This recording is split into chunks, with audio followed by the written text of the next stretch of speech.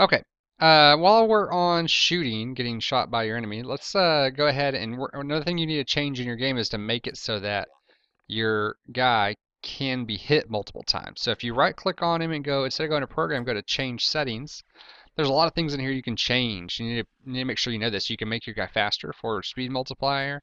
You can make him turn fast. You can make him accelerate quickly. You can make him accelerate into his turn quickly. You can make him immobile, invulnerable. You don't want to do that for this game. So there's different things in here. Make sure you check these things out. The one thing I need to show you here is how to adjust how many hit points you can take. So one thing you would probably want to do is select this to show the hit points. That means there's going to be a little bar that appears over the top of your little avatar's head that tells how much health he has. So that's going to be a good thing to have. And then also we want to increase his hit points. Right now he can't take a whole lot.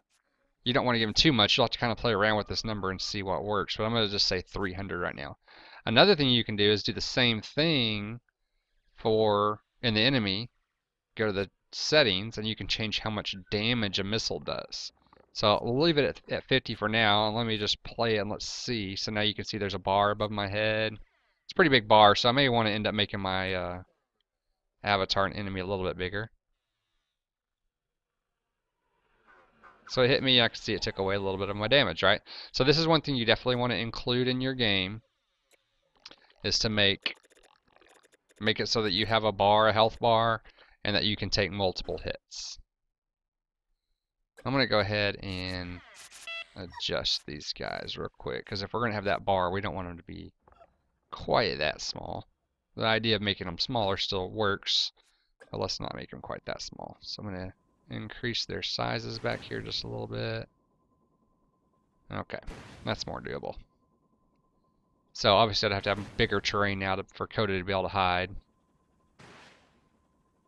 But now Kodu can take... Oh, here's something we're gonna have to fix too. So you may run across this problem. The octopus, when I made him bigger, he also floats a little bit higher off the ground, and Kodu's too low to get hit by the missiles. So that's something else you can change by going to the settings. No, I'm sorry. You can just right click instead of going to settings, just right here, change height.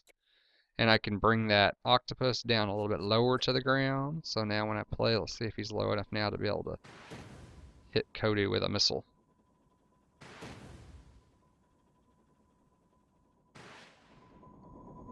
Boom, he is. Okay, so there's some more tips there for you, but make sure you do have it so that your avatar can take multiple hits.